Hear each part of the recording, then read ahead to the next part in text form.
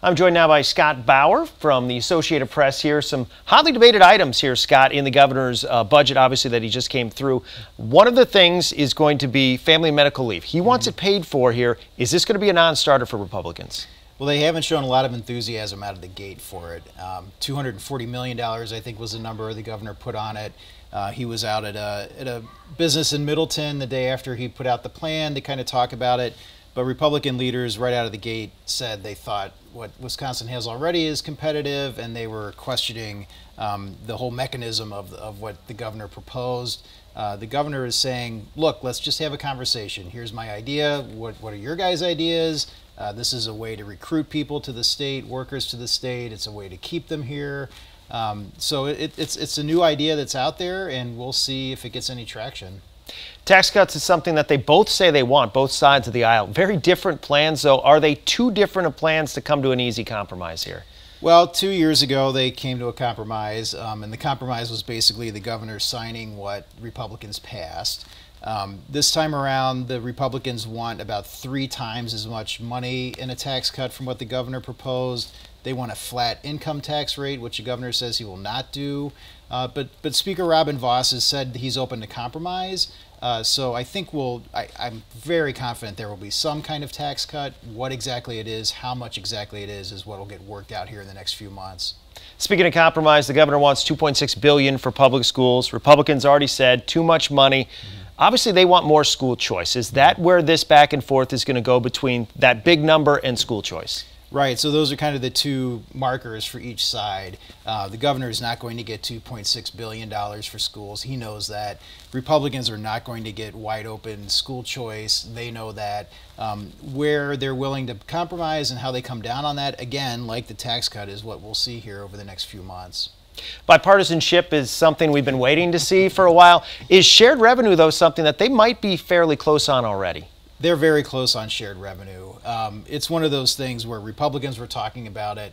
The governor came out and basically endorsed their approach to what they had been talking about. There's a large coalition of cities, local governments, law enforcement, emergency medical services who are all rallying behind this.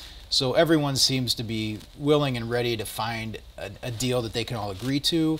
And that seems to be of the biggest items. That seems to be the one they're closest on. All right. Did you find it a bit odd that $290 million was put in this budget here for American Family Field? Well, I mean, not to use the baseball analogy, but it was a curveball. It was one that no one saw coming, at least publicly didn't see coming. The governor put that out there the day or two before the budget release. It's in the budget. It seems to be something that will find some bipartisan support. Again, there may be some wiggling around on the edges, but the Brewers are obviously on board. It seems like it's an issue that's probably going to get approval. Another thing that was kind of thrown into the budget is another item that I know they've been debating for a while is the legalization of marijuana. It's something that, again, I mean, the governor has to know it's not going to happen. Is it more posturing, or is this actually trying to get the Republicans to budge a little bit? Well, we see incremental movement on the Republican side. There are Republican lawmakers, Senator Felskowski, the chief among them, who are pushing for a medical marijuana program.